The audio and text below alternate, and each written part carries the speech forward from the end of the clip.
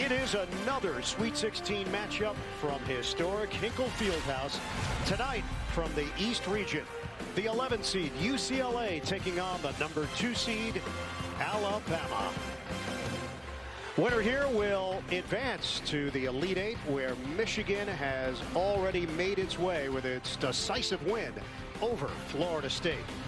And hi, once again, everybody. Ian Eagle along with Jim Spinarkle and Jamie Erdahl. This should be a fun one. Alabama and UCLA. Jimmy, Alabama, no surprise that they're here. They ran through the SEC this season. UCLA, Bruins started in the first 4 and now with a chance to get to the Elite Eight. Let's go to the Crimson Tide. They love to shoot the 3.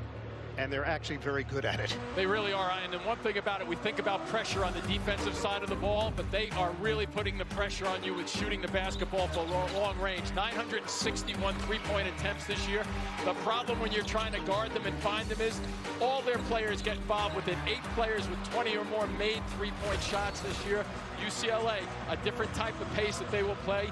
Johnny Juzang really understands how to get his shot off. He's been playing great basketball in the tournament. Look at those numbers on the right. 23, 27, and 17. Pretty big-time numbers early on in this tournament. UCLA with Mick Cronin at the helm. This is his second Sweet 16 appearance as a head coach. Did it with Cincinnati in 2012. This is year 2 for him with the Bruins. No seniors play for UCLA, so very promising moving forward for a Bruin squad that is developing chemistry. Meanwhile, Alabama is stacked, and they get it done with that three-point shooting and the defense. Nate Oates, this is only year 2 for Oates, and has already done wonders for this Crimson Tide program. Pat Driscoll, Michael Irving, Don Daly, our officiating crew. It is Alabama and UCLA regional semifinals in the East. Alabama controls the tip. They've got a bunch of multi-dimensional players at their disposal. And that's why you can switch on the perimeter with those guys. And right off the bat, they look for a little bit of a matchup down on the blocks. When's he going to go over? That's going to be going the other way. It is Jones, the SEC Player of the Year, forcing his way inside on Tiger Campbell. You know, which is interesting to me. Now, it doesn't get stated all that much, but he gets himself isolation. Oh, that's worse than I thought in terms of that left elbow up high. But they may want to take a quick look at that to start. I know it's early, but nope, they're going to let it go by, I guess.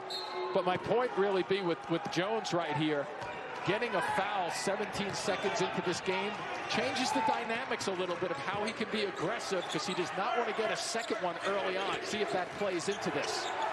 UCLA coming off a lopsided win over Abilene Christian on Monday. That drive, a nice play.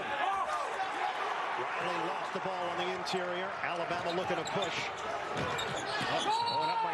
It is number 2 on Jones. We are 41 seconds into the game.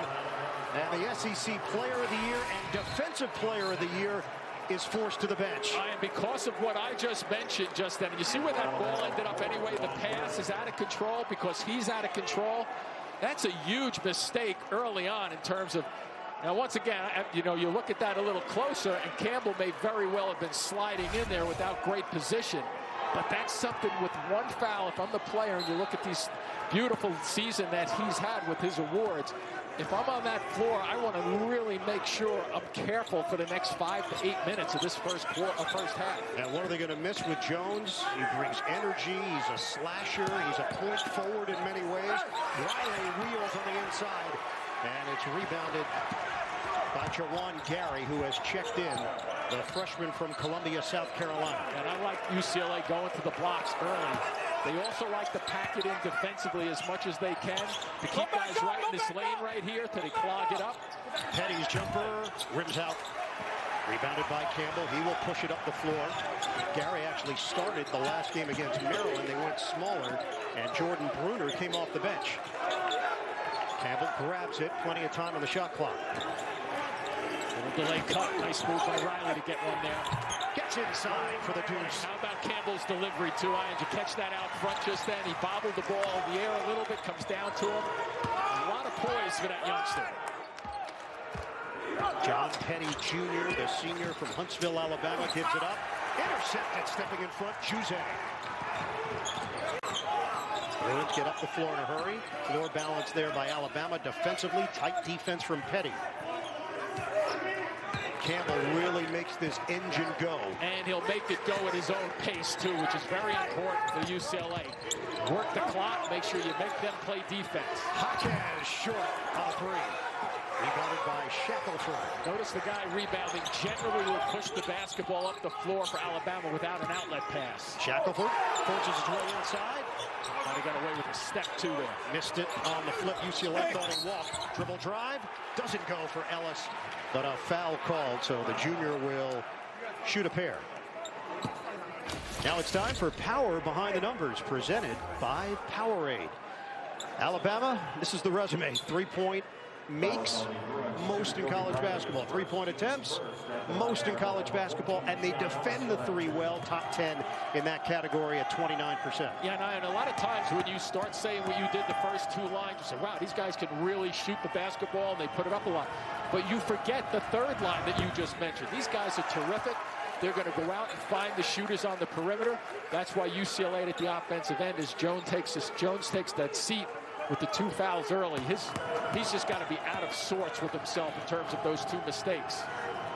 Athletic swingman Keon Ellis, 75% shooter. Alabama on the board. So doing it without Herbert Jones. Nate Oates made a point in our discussion with him to talk really more about the defense, how it's gotten better. Offense is always sexy to discuss, and that's what gets so much attention, but he's really proud of the strides they've made defensively. Juzang puts it on the floor, off the spin, find the open man. Campbell cuts to the rim like a blur. Do you notice, Ian, with the way they set their offense up? Juzang had his back to the basket, but he knew Campbell was over there. That's knowing your sets, knowing your offense, and where personnel's supposed to be. Penny the penetration, missed it. Same team. Riley controls it as he collided with Jaquez. I think Alabama may still be adjusting a little bit on the fly here to not having Jones on the floor. Juzang's pass got deflected over to Jules Bernard. Nice shooter here. Watch this. Driving kick. Bernard got a three. Yeah, he's a shooter. You better find him on the perimeter. You know, we can talk all we want about Alabama and the way they shoot the basketball from long range, but keep in mind, UCLA has some real good shooters also. Rough start for Alabama. That helps. Jordan Bruner, the transfer from Yale, played in the NCAA tournament a couple of years ago with his former school. And Nate Oates thought he was one of the best transfers during the offseason because he really fit what they like to do. Yeah, he's a shot blocker. He defends. So, yes, he does fit in pretty well. Look at the way they're trying to space the floor right now. Juzang, catch and shoot, in and out, rebounded by Ellis. Seems like every shot he's taken in this tournament, you expect it to go through the net. Ellis looked to drive against Juzang, uses the screen. Pick and pop, nice fake from Bruner. Ellis lines it up, spot a three. There you go. They love for you to try to close them out on the perimeter. Basically, Nate Oates saying once they close us on the perimeter, then our flow game kicks in. The flow game means I'm going to push it out. You're going to dribble it. Hit it to the next guy. Let him dribble. Scooped up, no-look feed. Juzang missed it. Protect the legs underneath him. Rebound snatched by Keon Ellis, pushing the pace. Ellis cuts the ball, and it's an offensive foul. And look who took it. Tiger Campbell again. Boy, he's just not afraid to throw his body into the fray, making things happen. We've seen Alabama a little out of sorts and out of control, going towards the basket, long-range dribbling from way outside. That's a good call right there. Long stretch for Jones on the bench. It was just 8 years ago. Nate Oates was the head coach at Romulus High School in Michigan. Here he is with a chance to move on to the Elite Eight. We send it over to Jamie Erdahl. Yeah, 2 years since Nate Oates arrived at Alabama, bringing with him his Hard Hat Award from Buffalo. How do you win the Hard Hat Award if you're an Alabama basketball player?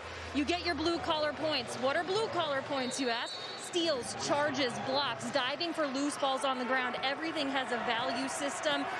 That man, Herbert Jones, he is a runaway winner as the SEC Defensive Player of the Year for the Hard Hat Award so far this season. Unfortunately for Alabama, I think you get docked points if you're committing charges when the game starts. And how do you win sideline awards? Props. Nice. Very well done, Jamie. There you go. The miss by Jaquez.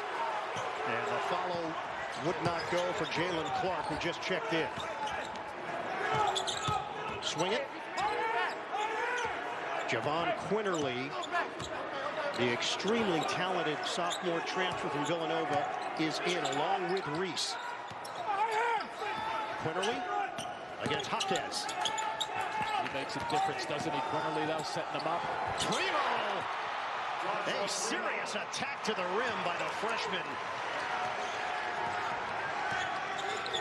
Long strides from Josh Primo from Toronto. It's an 8-0 run.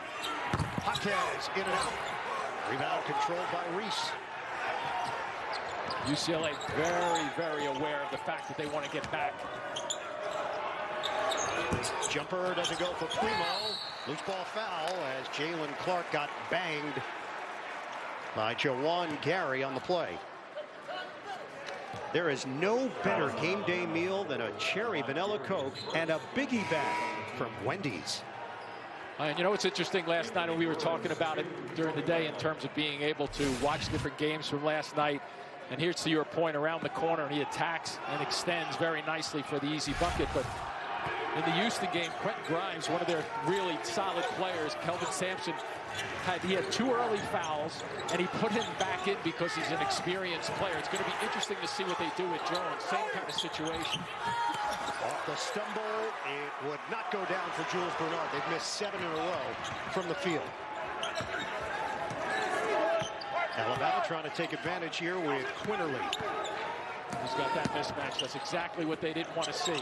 Quinterly against a big guy in the pick and roll switch. Shot clock down to 10. Primo having a catch with Quinterly. Watch him go. Over Hopkins. Got it. A 3. He's so fast that you have to really give up the driving opportunities for him. But he can also shoot it. He's hitting it at a 44% clip this year. So clearly an inside driving game and a shooter's game. He is very confident, very savvy for a young guy. Knocked out of bounds. UCLA will retain it. Good reach around there by Quinterly defensively. You take a look at him just setting it up. Watch the patience. Not in a hurry. Little fake, little dribble. And that's not a bad defender, by the way, on him. Jaquez at 6'6", too. Quinterly, McDonald's All-American at Hudson Catholic in Jersey City. Near and dear to Jim Spinarco's heart. I know that place. Alma mater. Look out. Oh, watch it. Oh, launching. And a foul called. Josh Primo's got great size and explosive skills and nearly had a smile on his face that would have been stuck on there for a few minutes if he finished it. Thought it was going to roll off the top of the backboard, but this is some challenge. You know, when you think about him going after the basket just like that. Foul called on Riley, who got Primo on the side of his head. By the way, he had a sprain with the MCL also. And he could go. There you were. I thought you were going to start spending a couple of minutes talking about Hudson Catholic, and he comes and splashes that on you. Jimmy, you were going to get one quick mention. You've now actually pushed it to the next level because of a second mention. Yeah, Nick Marinello doing a great job there, and I'll leave it alone. And there's your third mention. That's it. That's it. 3 strikes and you're out, Jimmy. We're done.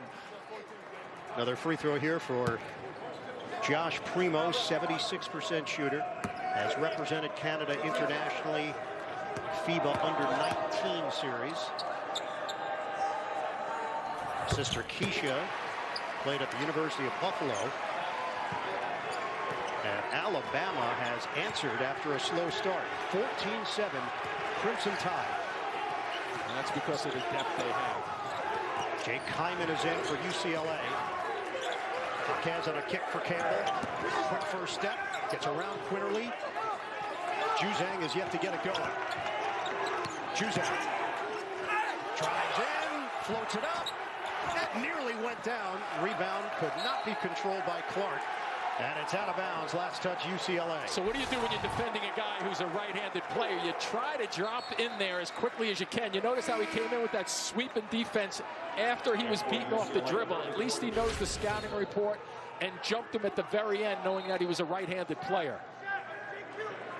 Another change here for UCLA. David Singleton in. Right now, Mick Cronin is just looking for the right mix.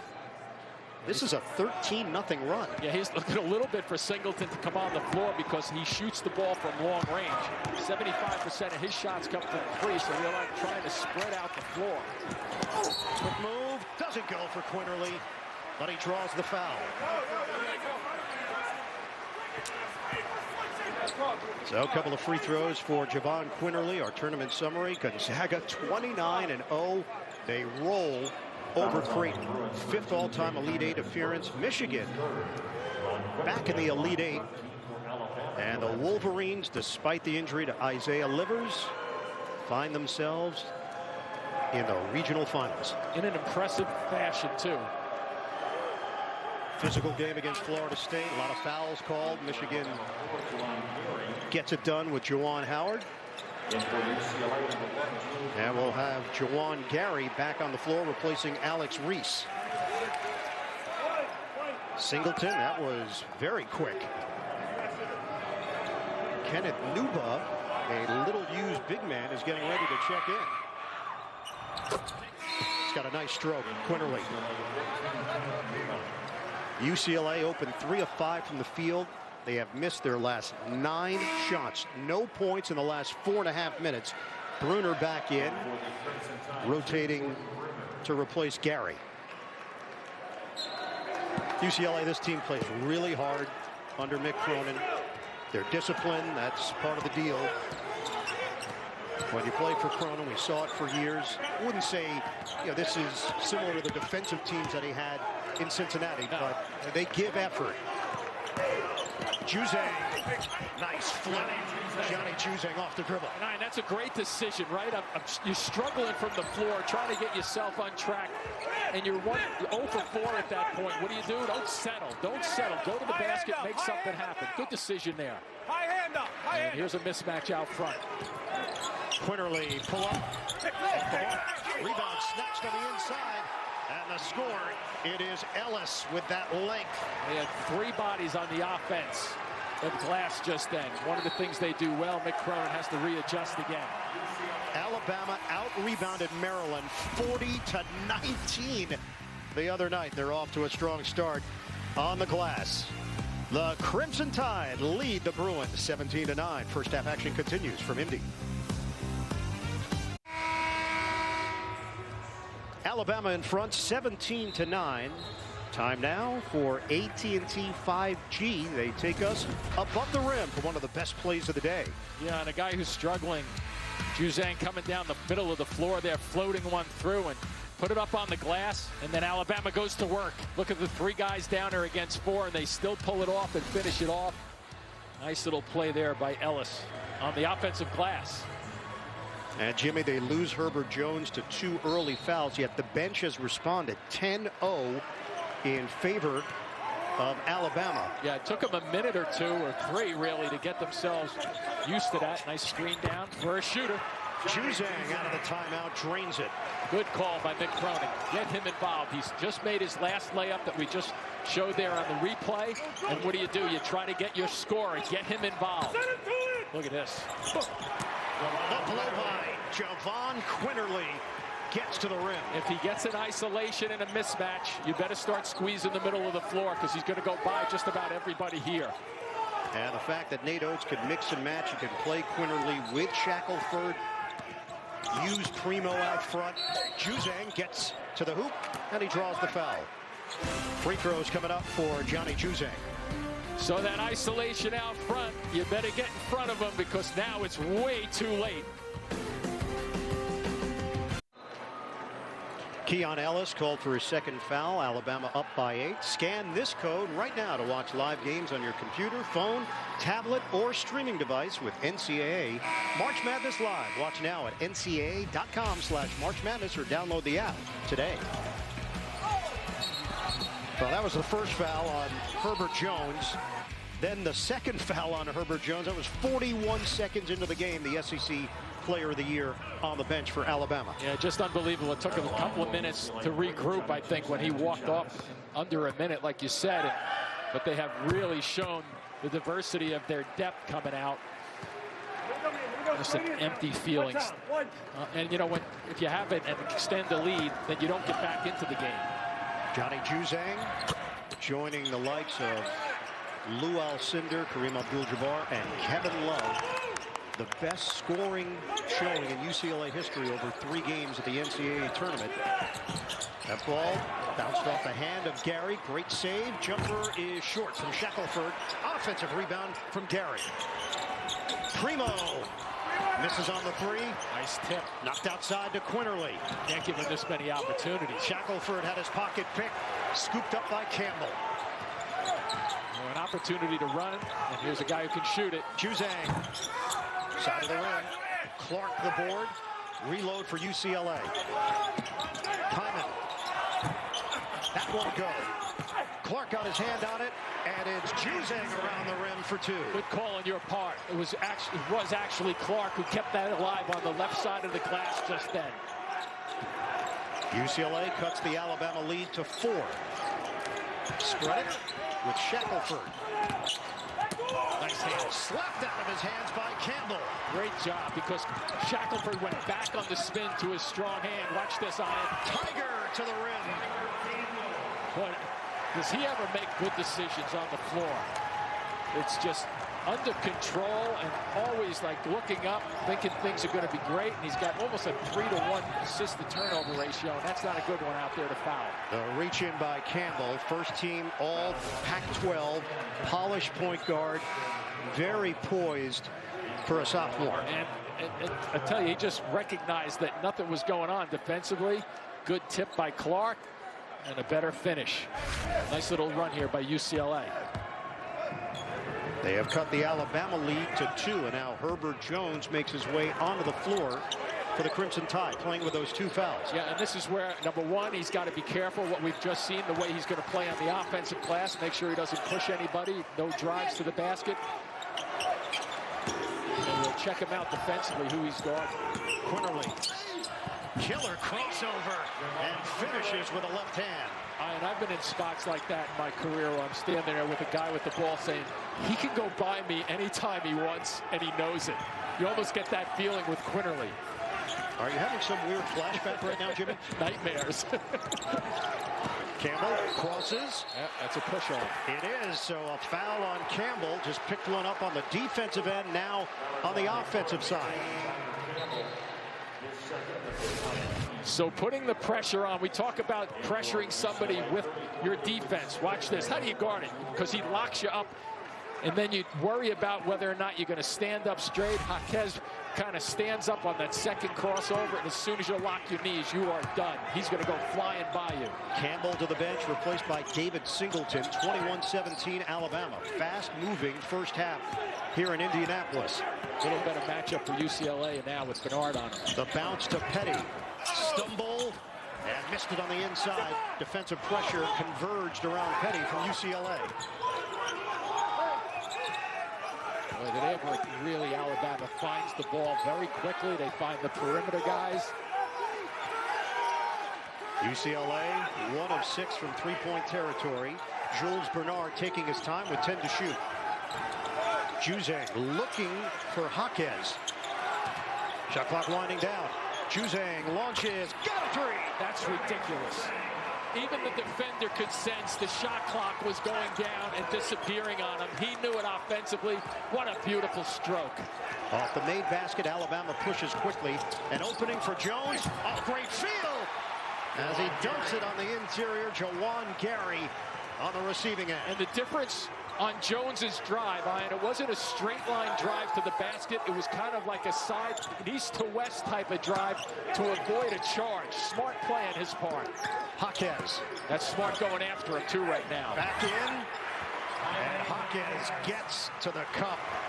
If Jones is going to switch on somebody and not Jaquez on that one, I would make sure you're funneling the ball to whoever he's guarding right now. Force him to play defense. The handles from Quinterly. Bernard sticks with him. Quinterly lets it fly. Long rebound. Jones has got it. And a foul called on the floor. Jones averages 6.5 rebounds per game. 23-22. Indianapolis on the road to the Final Four.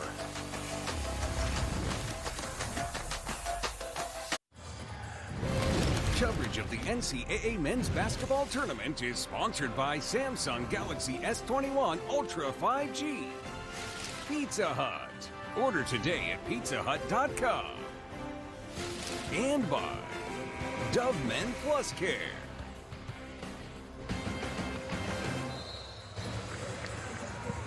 Coverage of the NCAA Division I Women's Basketball Championship Sweet 16 continues tonight on ESPN. For more information on game times and listings, go to ncaa.com. Ian Eagle, Jim Spinarkle, Jamie Erdahl, the rest of our crew here in Indianapolis. Our game summary: Alabama leads by 1. UCLA went through a rough stretch shooting the ball, but they seem to regain their form. Just 2 turnovers for the Bruins. Alabama navigated through Herbert Jones' foul trouble early. Jones is back in there. Jump shot for Petty. Doesn't go. Rebound. Oh, nice work. Gary could not control it, and UCLA has a chance to jump out in front. Bruins have made their last 4 shots.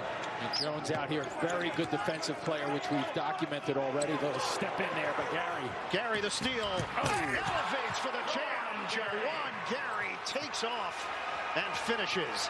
Yeah, just as you touched on, Ian, they're trying to take the lead, and all of a sudden they just hand one off, and it goes the other way.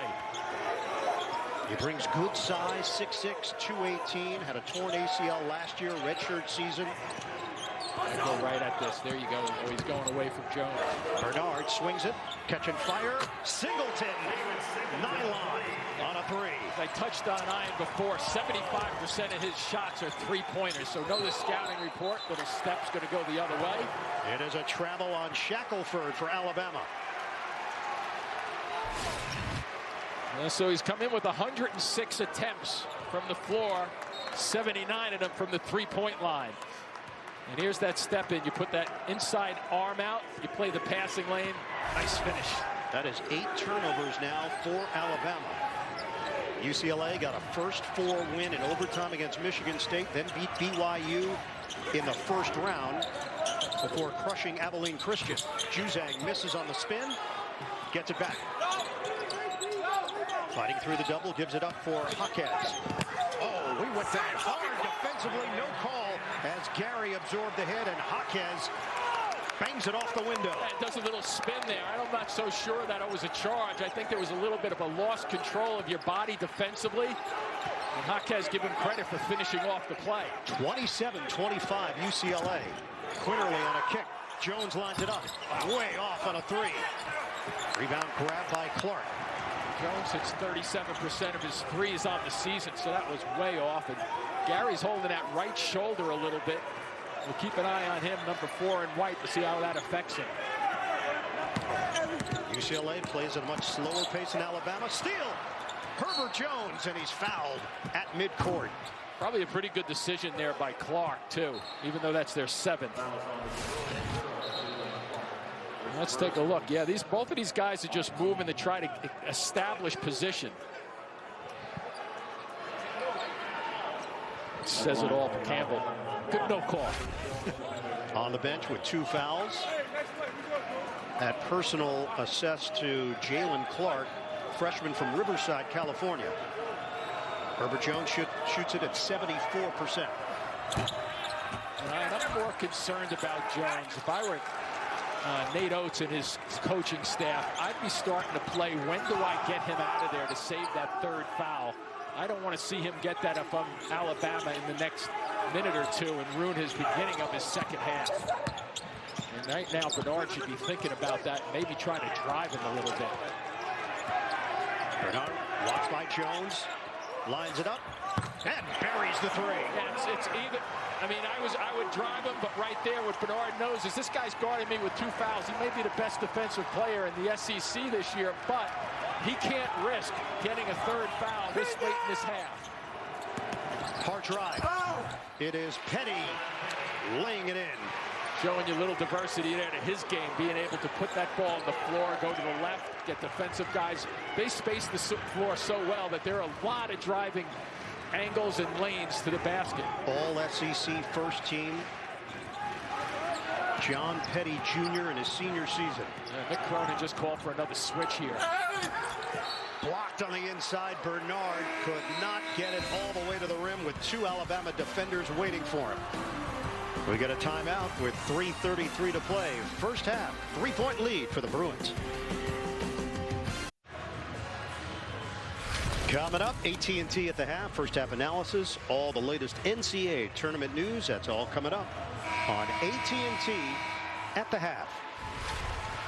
UCLA has the lead on Alabama, 30-27. First 4 to the Sweet 16. VCU, of course, had that magical run in 2011. LaSalle did it a couple of years later. Then Tennessee, Syracuse, and now UCLA. But VCU is the only team of the group that actually won the Sweet 16 matchup and went all the way to the Final Four. Get it in for Jaquez. There's that little set. He comes out looking for a shot from the corner. Well defended. Juzang hunting it down.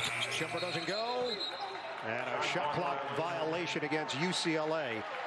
Let's check in with Jamie. And how exhausting that must be to emerge from the first 4, you guys. Mick Cronin told us 3 games in 100 hours. They actually didn't let the players walk through between rounds 64 and 32. The players sat on chairs and the coaches had to do the walkthrough. I'm sure there was attentive listening happening during that practice. And Jamie, Mick said that first half against Michigan State, he thought his team was soft defensively. He told them such.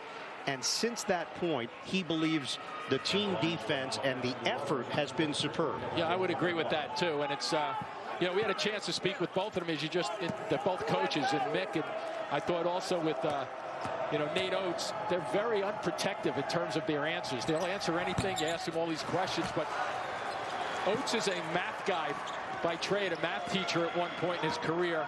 I think he played the percentages right now without Jones on the floor for these last 3 minutes. That's a smart mathematical move. He's playing the percentages. Good move on his part to put him on the bench. He taught math for 16 years, and he just had you mesmerized with his arithmetic. I was going to ask him about standard deviation. Jump shot doesn't go for Clark. It was my understanding that you wanted to audit his class after our conversation. I wanted no part of it, but he was very interesting to speak to, I thought. Shackelford spins inside. Off the pirouette. Comes up short. Rebound. Gary. Put back. Doesn't go, but a foul. More free throws here for Alabama. Juwan Gary, 56% shooter, heads to the line. See why Snowpiercer is one of cable's best shows. Catch up now on demand or watch the TNT app. And don't miss the 2-hour season finale tomorrow at 9, 8 Central on TNT. Jake Hyman was trying to check in. Juzang just picked up his second foul. He'll have to wait for the first free throw from Gary.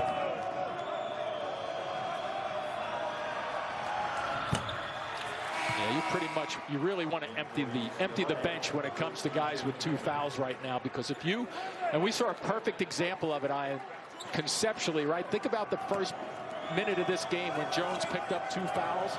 What's to say that can't happen in the beginning of the second half? And then you box yourself in. If you let the guy out there with 3, he now has 4. It's the same thing as getting 2 in the first minute. I didn't go too much math on you here, did I? No, I blacked out. I'm sorry, Jimmy.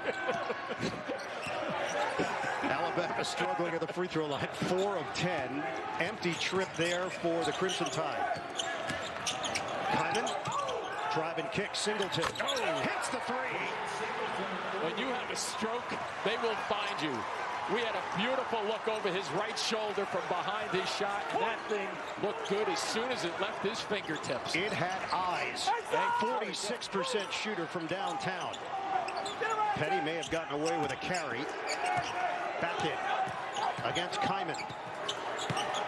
Petty trying to make it happen. Cannot. Rebounded by Kyman. Kyman understanding he was on an island just then by himself. Well defended, well bodied.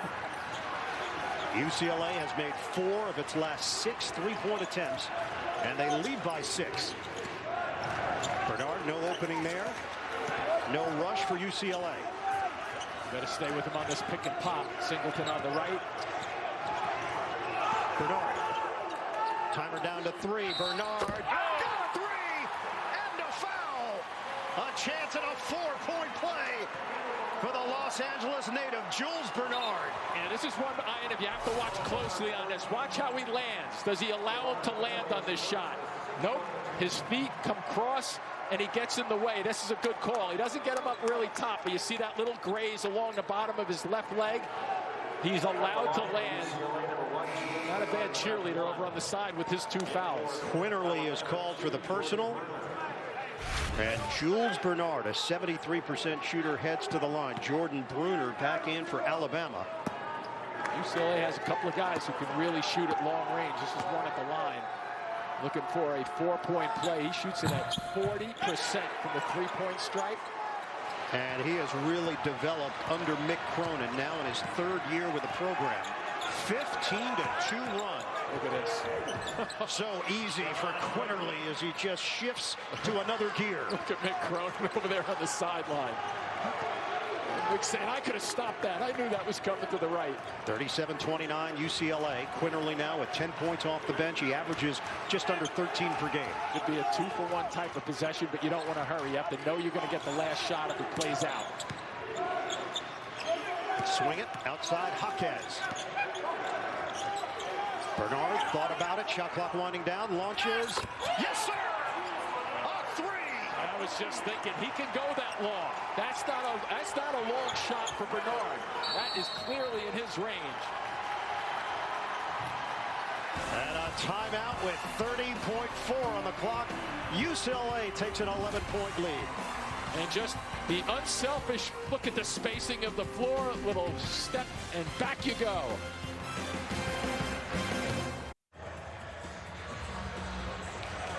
The foul trouble for UCLA and Alabama. Bruins with 4 players, each with 2 fouls. Crimson Tide, Jones and Ellis, 2 apiece. We have not seen Ellis for quite some time. Jones missed the first part of this game with those 2 early fouls, and now being protected on the bench. That'll be a talking point in the Alabama locker room at halftime, knowing who has the 2 fouls to start to attack those guys immediately in the beginning of the second half. 5.5-second difference. Shot clock to game clock winding down in this first half with UCLA up double figures. Notice the way they have the shooters all around the perimeter right there. Little pick and roll right now, and the shooters will stay. Quinterly gets the switch with Jaquez. Quinterly, step back J, off the rim. Long rebound, out of bounds. 5.4 on the clock. UCLA will have one last chance.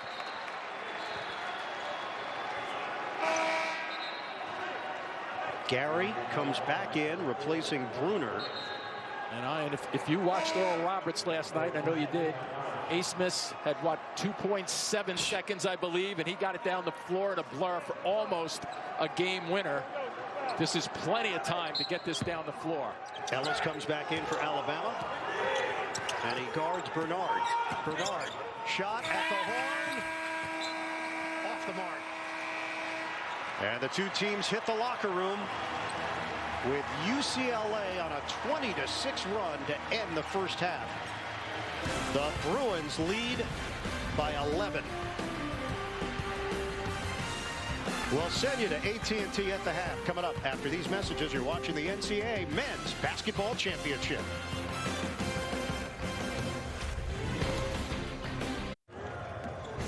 Coverage of the NCAA Men's Basketball Tournament is sponsored by Michelob Ultra Organic Seltzer. Enjoy responsibly. Allstate. You've never been in better hands. Subway. Eat fresh. And by Nissan, official partner of March Madness.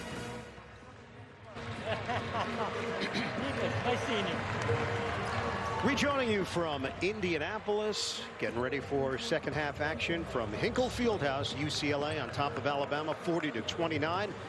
First half stats presented by Pizza Hut. The Bruins go 7 of 15 from 3-point territory. They turn it over just 5 times. Alabama lost its way a bit in that first half. Ian Eagle, Jim Spinarkle, Jamie Erdahl. A couple of things that stand out here, Jimmy. One, the Pac-12 was much better than everybody gave them credit for. A little bit. For certain. And Alabama is better than the team that we saw in that first half. Yeah, I think Jones getting those 2 fouls in the first minute or so of this game threw them off a bit. I would expect that they'll come out in a hurry at both ends of the floor. You have to give the Bruins credit.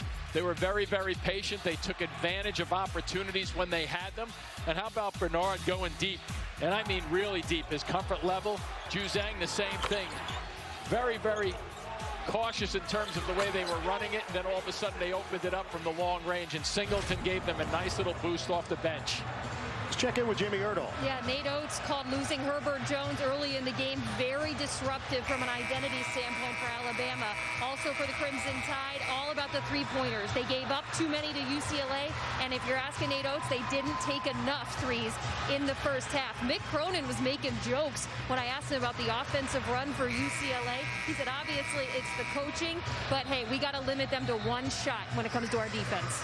Jamie, great points, especially with Nate Oates, and I'll just add to what he said to us yesterday. One of the things that he knew coming into this game, the way he plays and the way they style it, he does not talk about not taking mid-range shots. He'll live with those, but he wants to get to three things: free throws, to the rim, and also the three-point shot. What you just said and his concern matches up. UCLA has beaten him in those three categories. Alabama went 16 of 33 from three-point territory in the second round win over Maryland. Bernard short on the three. Tap to the outside. Juzang. Campbell can't hit the three. Box out. And the ball leaks out to Shackelford.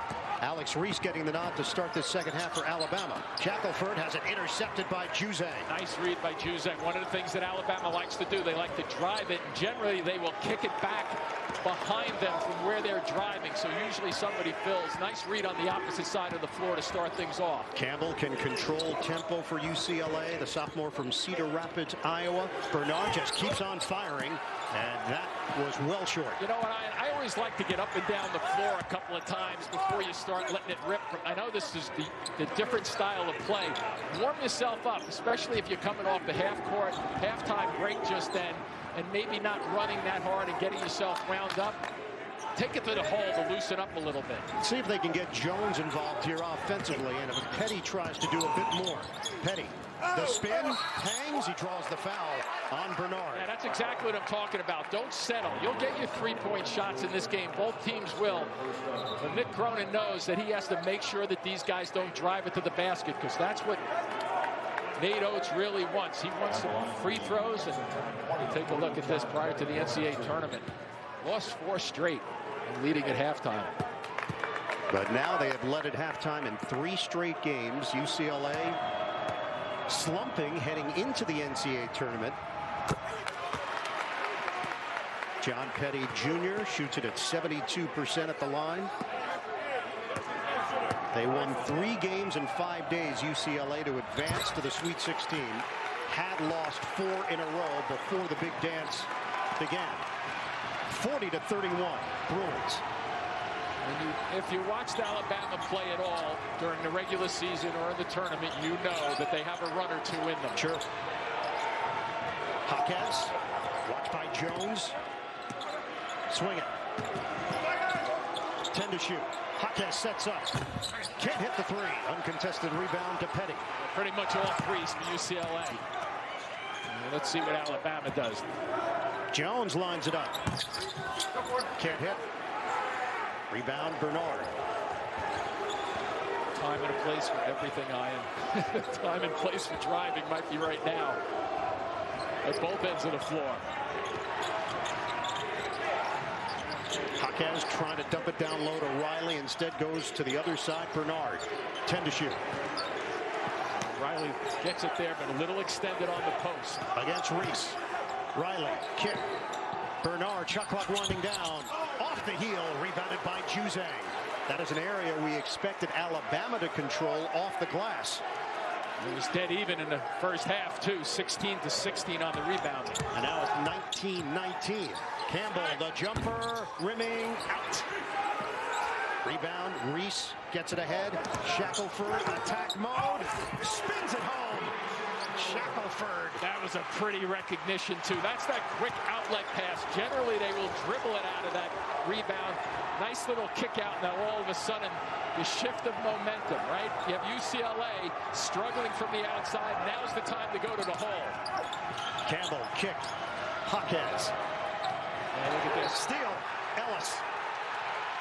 Ellis just knows how to defend, doesn't he? Did you see that inside arm he puts out there? Nathan Oates is up and really charging. Watch the right arm. See the right arm? That's exactly the way you play that, with the outside arm to deflect it. Gets to know the scoreboard there a little bit. The scorer's table, I should say. And the foul called on Juzang. That's number 3. So now you try to find him on the floor and attack him. Petty against Riley. Low dribble, kick. Bruner back in. Petty, count it for 3. Oh, look at that Bama bench over there. Alabama climbing back into it, a 7-0 run. UCLA takes a timeout. Well, we knew they had a couple of runs in them, but we didn't think it would be 2 minutes and 13 seconds deep when they put one together like that. 40-36. Bruins holding on to the lead, but here come the Crimson Tide. Get non-stop March Madness news, picks, and highlights from every game on CBS Sports HQ, the free 24/7 Sports News Network. Download the CBS Sports app to watch tonight. Eastern semifinals. Michigan has already advanced to the Elite Eight. They will play the winner of this UCLA-Alabama matchup. We've seen a different Crimson Tide team so far, early stages, second half. Yeah, just like Jones in the first half, Juzang now has to play the next 3 to 5 minutes very carefully in terms of watching his drives if he goes. And Riley coughs it up. Ellis on the move, gets it back. Ellis, the cut, the flip is good. Alabama on a run, has cut it to 2, and UCLA can't get anything done on the offensive end. It's a crazy concept, Ian, but you can see collective bounce in Alabama. Running the floor on offense, defensively, they have a lot of bounce, helping one another out. It's like a brand new team in the second half. It is 9-0 Alabama since halftime. Juzang gives it up. Riley, straight line drive, and had it deflected in traffic, tracked down by Bernard. Shot clock is down to 2, down to 1. A hoist off the rim, no good. And the rebound is out of bounds as Bruner could not secure it for Alabama. Great shot of Mick Cronin there, the intensity. But look at Alabama going to work. Ellis with the drive.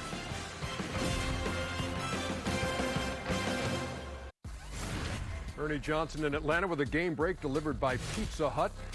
Some absolutely electrifying video of the arrival of USC for their date with Oregon.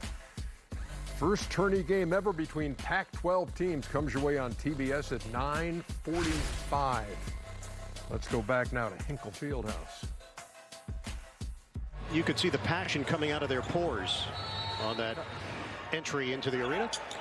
We do have an injury update with Jamie. Yeah, that was senior Alex Reese. He's been on the bench for a stretch here after suffering what looks like kind of a backside of his hip, lower back injury. He seems to be in a lot of pain. He's keeping a heating pad on that the entire time he's been out, but it looks like his leg gets kicked that left side in an awkward way coming out on the break there. Keeping an eye on him. All right, Jamie, Ellis called for his 3rd foul. Juzang works inside, but can't finish it. It's been a long stretch without a field goal for Juzang. 7:48 mark of the first half. The last field goal for Johnny Juzang. Yeah, Reese has been really playing well for them too, Ian. Petty on a back end. UCLA is called for the foul. Campbell over there, and it's going to be number 3 on the Bruins point guard. And here comes Quinterly, who can change the pace of a game. And that's why Reese is important. He's been averaging 10 points a game in the tournament. He's really been filling up the cup. See what I did there? Reese's cup. Oh, wow. Now I want one. That's a man's jam from John Petty Jr. We are seeing Alabama basketball for this 5-minute stretch. And that is their A game that we've been watching. At both ends of the floor, I might add. Where is the offense going to come from for UCLA? Juzang with the 3. He's got to be careful on the drive. Juzang can't get it to go. Foul is called off the rebound action.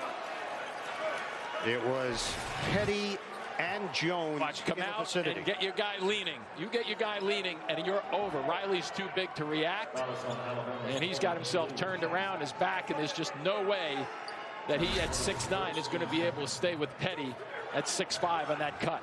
UCLA is 0 of 10 shooting in the second half. They've been outscored 11-0 by Alabama. We're tied at 40. Campbell, trigger man for Juzang. Hand guarded by Jones. They have time to work with here. Riley. Dish to the corner. Bernard pulls the trigger. And another miss for UCLA. Notice the reactions to the perimeter. Little adjustment by Alabama. Quinterly trying to split defenders. He coughs it up.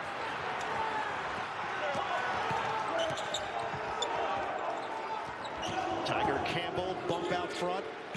Bounce it. Foul called. Riley off the entry pass. Send it back over to Jamie. You saw that phenomenal intensity out of John Petty Jr. on that lay-in. Well, he has a 3-year-old daughter, Aubrielle, and they FaceTime before every game, and they make this game face towards each other to make sure Dad is in the right mindset. Aubrielle back in Huntsville, Alabama, where he's from. Also, John has a son, John Petty III. Little J. That says it all, though, that picture. Juzang works his way inside for the bucket. First field goal of the second half for the Bruins. And we've seen Juzang twice now going to the basket, but cautiously and looking for guys who are going to try to step in. That time he completed. The previous time he gets a foul. So smart play by him. He's got to watch his hands, though, defensively. Shackelford turns it over. Look up. Tiger Campbell. And follow up. Slam down. And they're going to count the basket for Campbell on a goaltend. That would have been a sensational follow-up, too. But let's see if this thing gets to the backboard first. Believe so. And Jones was the second man through on the swipe. He hit the backboard. There you go. That's what, because the second time we looked at that, I don't think he got the ball on the way up. He pushed the backboard, and in the eyes of the officials, as we know, the rule can't do that. Can't affect it in any way, shape, or form. Never had to worry about that, Ian. We played under the backboard in my day. Do we have video for Jim to roll in right now of his under the backboard skills at Duke? There's Quinterly. Clark can play defense on just about anybody. Primo short. That's what Nick Cronin said. He wants Clark on the floor. He's going to get his minutes because of his ability to switch. Basically can play 1 through 5 defensively. Pretty good job on Quinterly just then. He's 6'5", 195. Good size and strength. Physical defender, the freshman. A little switch. Notice out front. Screen, switch. Screen, switch. Here it is again. Bernard. They are snuffing it out. Shot clock winding down. Kyman short on a 3. Rebounded by Quinterly, up the floor in a hurry. Quinterly leans in, missed it. And a foul called as bodies collided on the interior. It's going to be against UCLA. Well, the beauty of this one is this is going to get aggressive and physical. Look at Campbell. He goes flying. Out. Now cut. So they're working just above the elbow, and now a wrap on that right arm. And within a minute, if he's okay over there, he's going to be back on the floor. Foul called against Kyman. Trigger in for Gary. Alabama down by 4. Petty. Way off. Really way off. Rebound knocked over to Singleton. Floating to his right a little bit. You generally miss that shot on the right side. He pulled up and missed it left. That's how bad that one missed off left side. Now a little bit of a patient set here without Campbell on the floor. Kyman trying to make it happen. Pivots. Yep. Short on the floater. Rebound knocked away from Clark. You got him there. Race to the rim. Oh, what a pretty fake and a razzle-dazzle. Quinterly hits Primo. When you have somebody backpedaling like that from a guard's perspective, you just keep attacking and attacking. You just never can set yourself up defensively. Great 2-on-1 action by Alabama. And look at the defense on the perimeter now. You've got a 2-point game with under 12 minutes to play. Jaquez. Watched by Jones. Leans in. Oh, he cans it somehow on target, and they're going to call it a 2-pointer. And for UCLA. And he was searching out the Fowler just then, and I was okay with no call on that. Look, Look at this. The speed of Quinterly, can't finish. Jaquez just got hit in the face. Shakes it off, and Jaquez will bring it across with Tiger Campbell on the UCLA bench. Yeah, you notice with this lineup now, Jaquez is going to play a little bit of point forward. 6'6", drive by people. Jaquez is fouled. That's a smart play by Mick Cronin calling that. Without Campbell out there, get somebody out on the floor who's going to bring a bigger player out, and watch what he does. This one, he searches it out. Wow, that's a big-time shot. And a big-time pass and finish. Good run out by Alabama.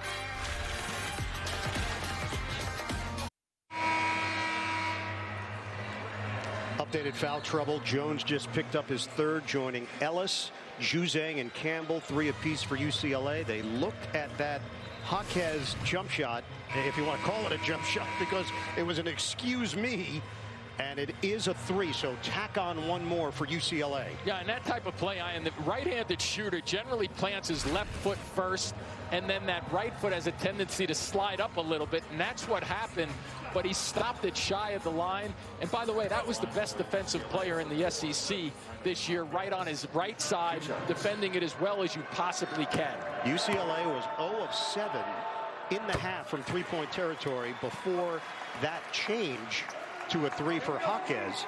Campbell, meanwhile, remains on the bench.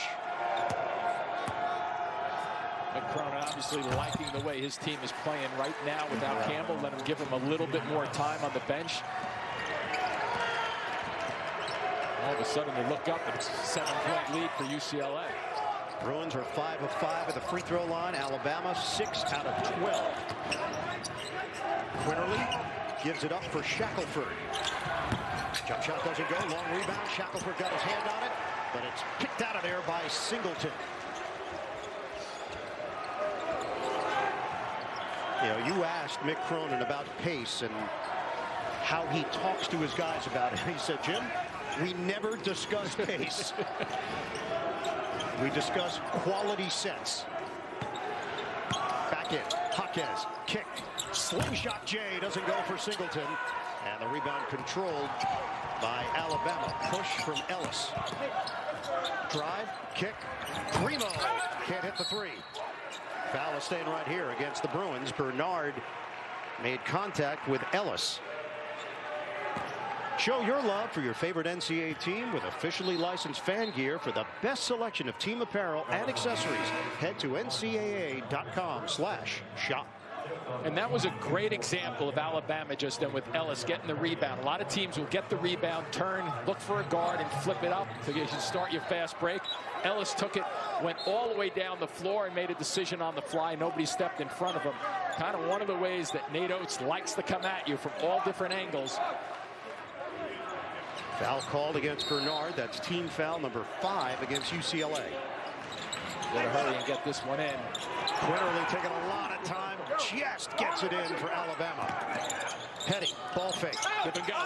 Right through the hands of Petty. Turnover. UCLA pushes up the floor. But again, no rush to get into it unless Juzang wants to launch. Off the rim, no good.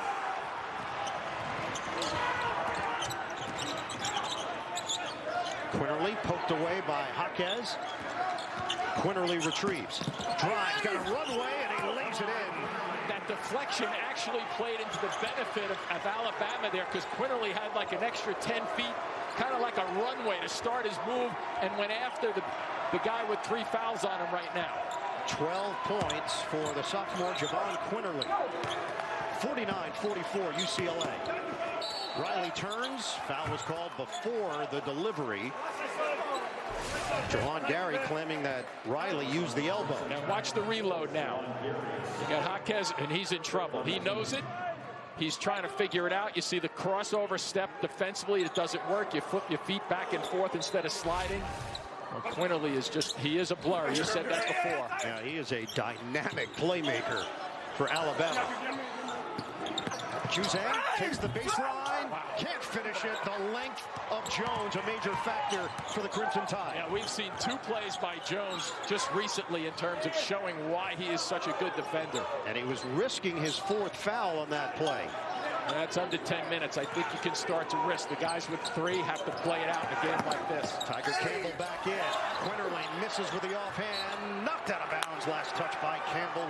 to shoot. And Gary a factor on the offensive glass there with the tip. And watch across the baseline. He gets separation because Juzang really pushes into him. But Jones, one thing you notice with good defenders, Ian, they separate themselves before they go for a block. Jones goes long for Petty, 7 to shoot. Petty, cross, jumper, connects, a 3. So if you shoot it for 47% on the season, I think that's a pretty good shot for that gentleman across the way who loves the three-point shot. Doesn't dissuade the mid-range shot, but if you have a 3, green light. 49-47 Bruins. Jaquez lines it up. Too strong. Rebound Jones. Jones. Nice pass. What a look. Rack attack from Jawan Gary. Alabama ties this one up. Did you see how Jones stopped Riley in his tracks about 30 feet from the basket? That was enough to delay the fast break and allow somebody to get down the lane in a hurry on the right side, left side. It is a 7-0 run. Campbell, swing, dump down. That's got to be a foul down deep. It is on Jawan Gary defending Cody Riley. So get out and run if you're Bama. Now watch, here's the runners from this side of the floor. A little hesitation right there. Did you notice he has Riley on his back? And that's the way. And here you go, deep down range, long range. I mean, that's a just flat out shooter. He looked like he was contested, but the confidence. And Mick Cronin and both of these guys know they have a battle on their hands from a coaching perspective. Alex Reese back in the game, so dealing with that injury. Our officiating crew, Pat Driscoll, Michael Irving, and Don Daly. Jump shot, Juzang, too strong. Rebounded by Ellis. Numbers if they hurry. Ellis on the push. Ellis, the length, left-handed delivery for Keon Ellis to put Alabama up by 2. UCLA actually got back better than I thought, but because of Ellis's ability to drive it again, rebound it, get it and go, he created an opportunity by himself. Cross court, Juzang feeds Bernard. He draws Petty. Nice defensive work on the spin. 8 to shoot. Jaquez wheels towards the rim for the deuce. And I know I mentioned it in the first half. When we thought back about Butler yesterday and Arkansas yesterday, shots weren't dropping that easily from the outside. UCLA has to focus on going to the basket a little bit more. Clearly, he is fouled. Free throws coming for Javon Quinterly when we return. Yeah, push this action. Look at him. He sees a seam. It doesn't take much. I would say that's a difficult shot floating away. And then here, pound your way into the middle of the floor.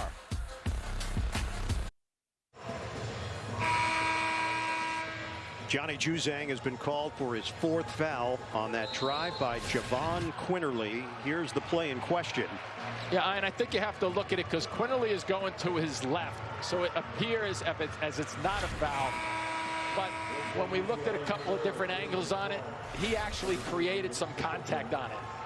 Our game summary, we're knotted up at 51 apiece. UCLA is down to 35% shooting, but again, they limited the turnovers. Alabama getting a lift from its bench with 24 points. Quinterly with 12 of them. So Juzang on the bench at the 7:07 mark. And I think that's the smart move right now to keep him on the bench for another 2 minutes. Hopefully, from a UCLA's perspective, they keep it back and forth and keep it close. Then about 4.5 minutes left, you go with them. Nate Oates wearing that blazer. It is an homage to Wimp Sanderson, the Alabama head coach from 1980 to 1992, two-time SEC Coach of the Year. Reached the NCAA tournament in 10 of his 12 seasons, 267 wins at Alabama, most by any head coach in school history. You could tell just in chatting with Nate Oates how much respect he has for the Alabama history, both basketball, football, and the other sports, that they just keep producing championships. Campbell, the jump shot is pure. Now he should have some fresh legs because he's been out for a while. Little bounce in his jump shot right there. But I like the mid-range jumper. Don't get away from the mid-range jumper. 8 points for Tiger Campbell. 53-52 UCLA. Petty, no. Rebound, Ellis got there. And a foul called against the Bruins as Ellis ends up on his backside. Ellis had a terrific angle from the left side on this play. He's reading the ball well, understands where it's coming off, and from behind he gets a little bit of a shove lower back. David Singleton picks up the foul. That is 17 fouls against UCLA. So 1-1 here for Keon Ellis, 75% shooter.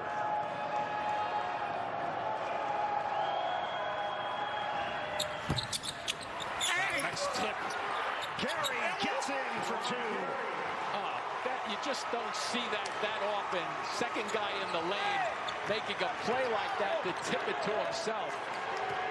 He is 4 of 4 from the field, 8 points. He puts Alabama up by 1. We approach 6 minutes to play in regulation. Some guy from Auburn do that pretty well. Guy named Barkley. Yeah, I remember him. Tip it to himself and go get it. The round mound. Step back. Doesn't go for Campbell. Rebound on the floor. Who wants it? Both teams. And a tie-up possession arrow to Alabama. It's a good call from the officials because sometimes the ball is loose on the floor. You can't jump on anybody, and nobody does. Now watch this one. Watch the tip. Up, tip it back to himself. It keeps the ball above his shoulders, doesn't go down with it, so anybody can strip it low. Nice finish. Cody Riley back in. He replaces Jalen Clark. And now Gary will get a breather. Alex Reese checks in for Alabama. 6:05 to play. We're in the second half. 54-53. The number 2 seed of the East, the Crimson Tide. They were down majority of the first half when UCLA went on a run to end the half. Crossover, Quinterly.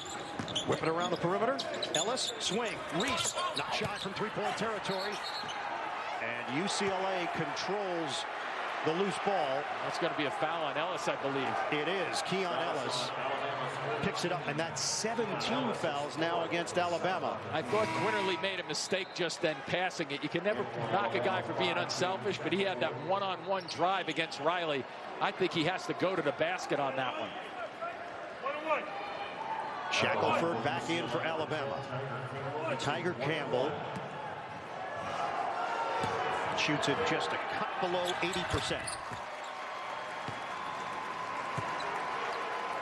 The on-court leader for UCLA led the Pac-12 in assist-to-turnover ratio.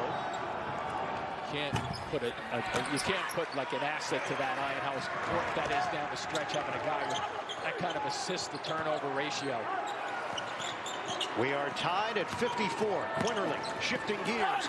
Denied! Cody Riley, the long arm of the law. Well, maybe Quinterly knew a little bit more than I did in terms of the previous drive. Nice stay right there, away from the body, too, with Riley. Terrific read.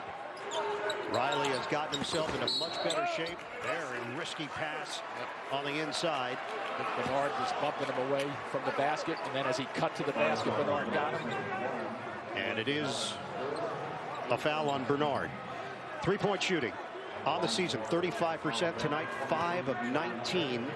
Alabama, they have been as aggressive as any team in the country shooting threes this season. They made 16 against Maryland the other night. And just because that number is against them right now, they're not going to shy away from it. But what I bet they do is they continue to have Quinterly push the ball, and Mick Cronin knows this from a defensive standpoint. He's got to make sure that when they have that pick and roll, he does not want Quinterly against one of his bigger guys going to the basket. John Penny Jr. does a little bit of everything for this Alabama team, and he puts the Crimson Tide up by 2.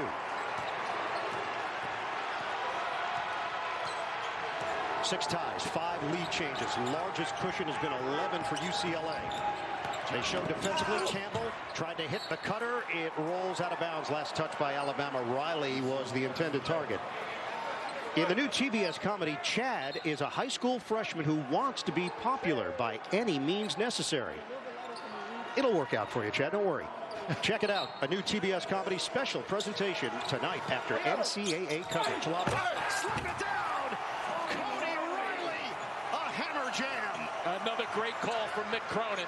Get some traffic, get some confusion in the middle of the lane, and then just go over the top, especially when you have a guy who can leap and deliver. And a special delivery by Tiger Campbell. Getting to the rim is Shackelford for Alabama. Good answer there by Shackelford off the bounce. Looks like they're compressing this game a little bit, huh? Bring it towards the paint. Under 5 minutes to play. 2-point lead for Alabama. Fake. Bernard penetrates. Can't get the roll. Rebound leaks to the outside and claimed by Bernard. By the open man. Riley. Ball fake. Layup. Good for UCLA. He likes to go to his left, but he went to his right that trip. Mick Cronin's dad, Hep, in attendance, longtime head coach at LaSalle High School in Cincinnati. The flip doesn't go for Shackelford. Out of bounds, and UCLA touched it last, so Alabama will retain it. Look at the confusion. A lot of traffic, and then all for out of the right corner. A beautiful job and set by Mick Cronin and UCLA. We are tied at 58. Lob it in for Jones.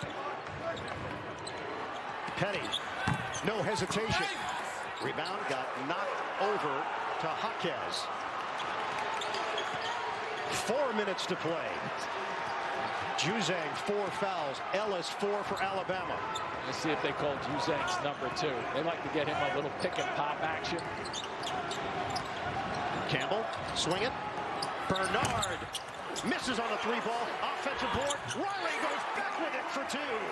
All of a sudden, Riley's starting to dominate underneath the glass. And they're featuring him in the offense. They are looking for him. And watch for him to get one and kick one out to a shooter if they double team. Quinterly, no. Long rebound. Juzang with 3:24 on the clock. UCLA up by 2 with possession. I think these guys need the immediate timeout, too. Bernard looks like he's struggling, running up and down the floor. Jaquez is tired a bit, too. It's going to be a great last 3 minutes. Campbell feeds the post. Riley, turnaround. No. Cleared by Reese. And that's the one he has to kick out. A little bit too much traffic defensively there with Reese's size. Petty. Cross. Probing. Petty. Tie game. Nice extra dribble, huh? Just putting it on the floor. He didn't have it the first couple of dribbles. That last dribble explosion got him closer to the point of attack. 14 in the second half for John Petty. 60 apiece. Still looking for Juzang. Here's a great matchup defensively, though. Juzang. Back in. Fake. Oh. And a foul. That's it for Juzang. Number 5 for the sophomore. He has hit the quota. Yeah, the frustration. See, he's pivoting. He comes up with that shot. It's off. And it's the right call, too. A body bump into a guy named Jones, who had some problems of fouls himself in the first minute of this game.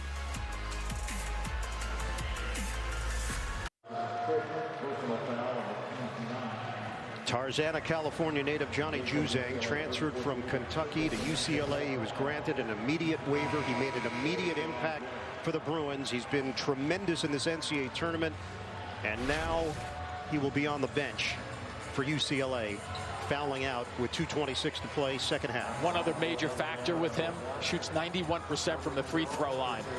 Close games, I think I want him on the floor, unfortunate for UCLA.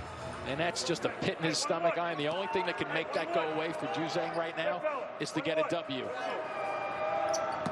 19 fouls against UCLA, 1-1 here for Herbert Jones.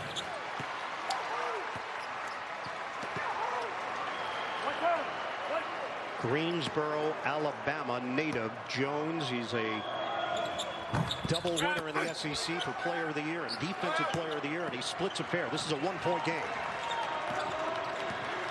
They've had some success with Riley. And Bernard off the cut right there. Now the pick and roll comes, and Riley, oh, they got a little bounce outside. And that's going to be team foul number 8 on Alabama. Gary picks up his 4th. So 1-and-1 opportunity now for UCLA. Campbell at 78%, a guy that, other than Juzang, that they'd love to have at the line. They get that. Nice work by him holding the ball and making sure that he grazed into somebody on the pick and roll. Off the rim for Tiger Campbell. Alabama up by 1. We're going to hit the 2-minute mark here in Indianapolis. Quinterly gives it up. Jones on a pass for Petty. That might have hit his leg, did it? Or no? Oh. Ooh. And the two officials may disagree on what they saw. They're going to take a look. Under 2 minutes. So because 6 seconds elapsed under the 2-minute mark, they can go to the monitor. Whose leg gets it here? It looked like Jaquez to me. Yeah, right through the legs too, wasn't it? Oh, what? That might have got a piece of the uniform, though. Did it graze the shorts? Oh, I don't know.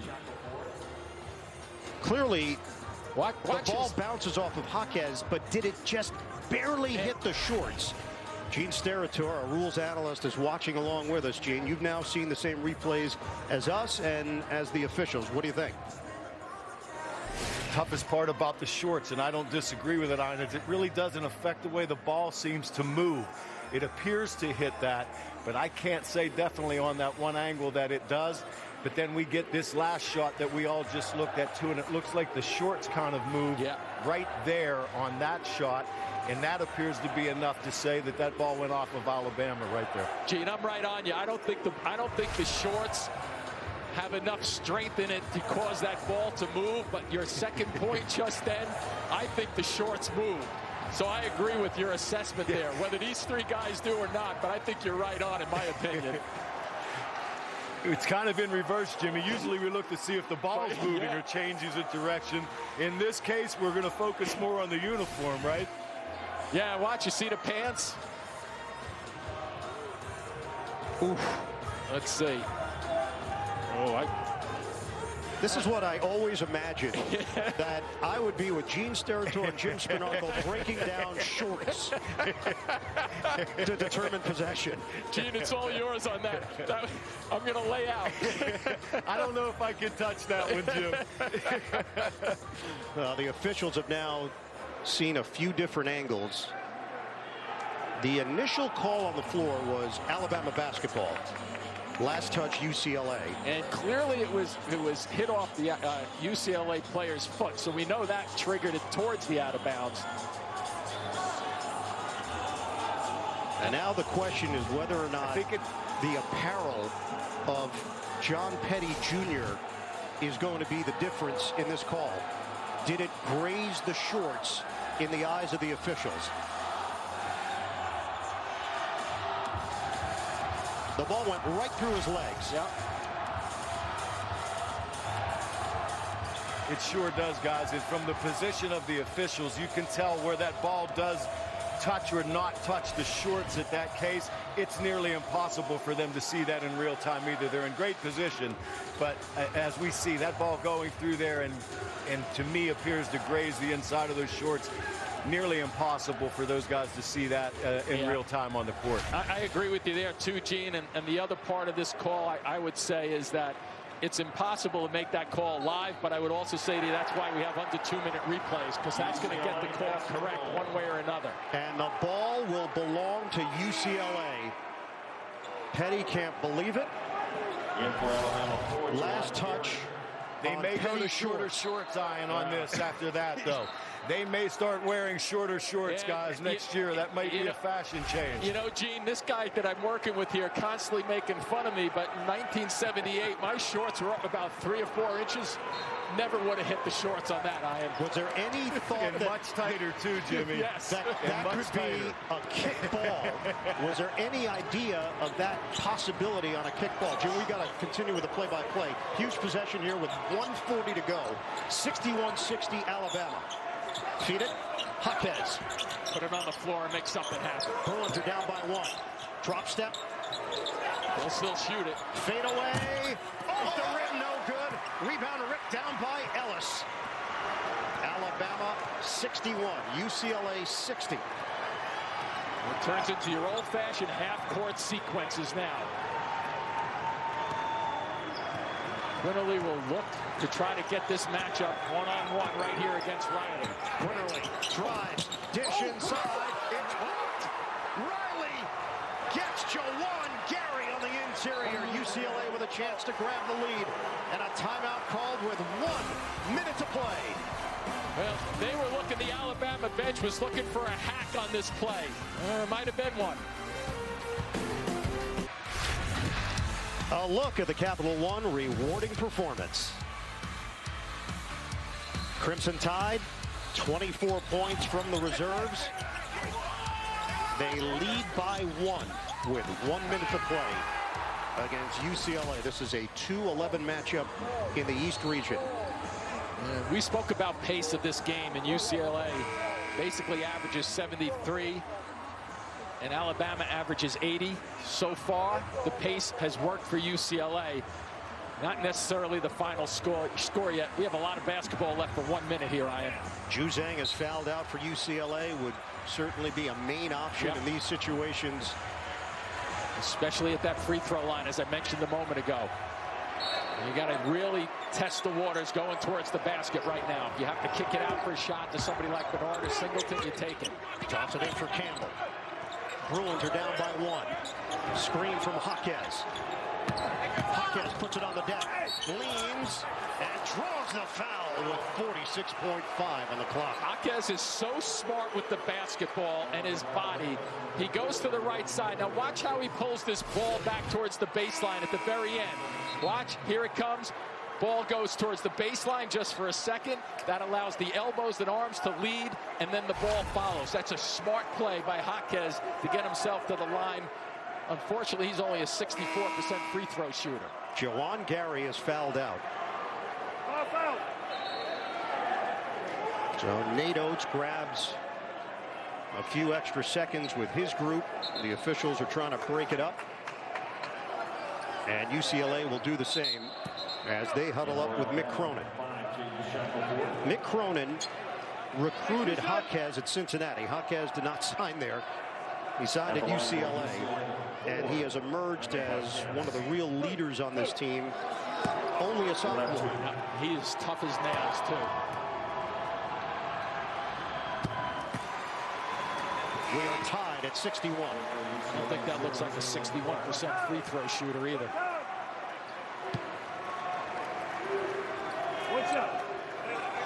Jaime Jaquez Jr. Play to percentages, as this man does. Box out. For the lead. Doesn't get the roll. 42 seconds left. Alabama, UCLA tied at 61. Jones makes his move. Slashing to the rim. And a blocking foul on Jaquez. That's a good call. And Jones was limping at the end of the play.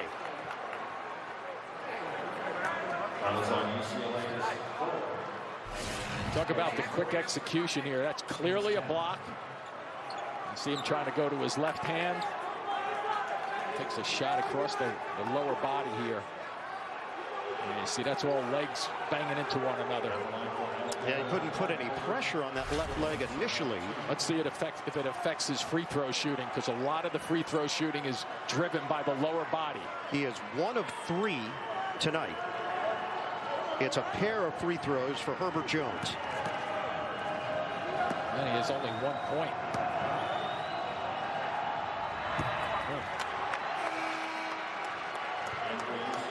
I like the blast of the basket right here. And that's a good call from the officials. Now, Jimmy, Alabama as a team is 10 of 20 in a tie game. They've made just 50% of their free throws. And the second one rattles home.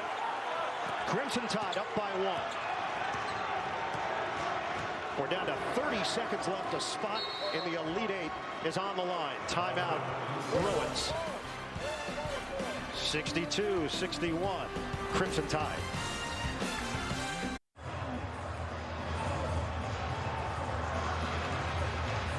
Our game reset. UCLA and Alabama in a tight one. 62-61 Crimson Tide. The Bruins are out of timeouts. They have possession, trailing by 1. There's a 5-second difference, shot clock to game clock. Yeah, and see, burning that timeout to me is not all that bad, because you have to figure you may need it in the last few seconds, which is 1 point. But the fact that Alabama has 3, they'll probably use 1. So that's like having a timeout for UCLA in terms of matching it up there. But clearly you want Campbell handling the basketball here. Number 1, because he's your point guard. Number 2, because he obviously shoots free throws very well. But if you want to see Alabama play some defense, Ian, you're going to see it right now on this set. Michigan waiting in the Elite Eight for the survivor of this one. And you can live with an outside shot, but as long as UCLA tests the water going towards the basket. Bernard has not shot it well. 4 for 10 from long range. He's always a factor on the floor, though. Get it in for Campbell. And so is Singleton. Bruins down by 1. Campbell circles. Gives up his dribble. Back from Hawkins. 10 to shoot. Campbell drops it inside. It goes! Cody Riley! UCLA up by 1. 14.6 on the clock. Boy, there may have been a charge on the left side on that drive, too. Very, very close. And take a look. Get it going towards the basket. Smart basketball, but let's see at the end of this play. You got Jones coming. Oh, I don't know. That's very close. Boy, is that very close, but a terrific dish. Jones knows what he's doing defensively. Whew. But Riley knows what he's doing offensively. Jones left the area, and Campbell had the vision to hit Cody Riley underneath. Oh, and there's a little grab on that right arm, possibly, too. Alabama with possession, trailing 63-62. 15 seconds left. Alabama has not been to the Elite Eight since 2004. Last trip for UCLA, 2008. Remember, we spoke to Nate Oates a little bit about his philosophy and his 3 things that he wanted to focus on: free throws, getting to the rim, and the threes. And I think you're going to see that as we take a quick look at Mick Cronin's dad. Free throws, rim, threes. I think you're going to see this in this order going towards the basket. Mick Cronin did not see his dad for a year based on all the protocols. Hep has been in attendance for every UCLA game here in the tournament, and it started in the first 4. Now this is on the shoulders of Quinterly right now. Mick Cronin and his dad both know that he's going to be a factor. He's going to try to blast it by somebody. And they switch it up right now with Jones handling. 10 seconds left. Alabama down by 1. Jones slips. Foul called with 6.8. Jones lost his footing on his way to the rim, but he will go to the free throw line. And you get a lefty, strong lefty. Watch number 2 on the right side. He's the one, not Hawkins. It's Riley who steps across. Watch him come from here, steps in. Sure, there's a lost balance, but it's helped by the old foot cross and the body bump.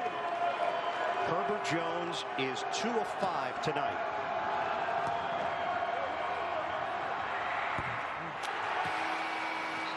One more with 6.8. Cronin's on the sideline, giving the indicator of making sure you block out.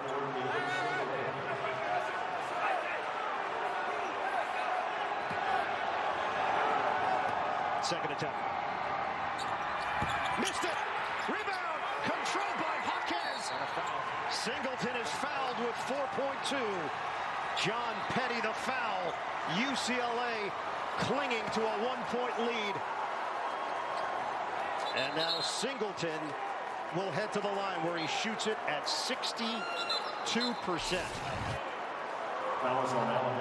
There's a free throw that really comes off hard. It gives Alabama a shot at it. Do a little dance. Alabama 11 of 23 at the free throw line as a team. splash for Singleton.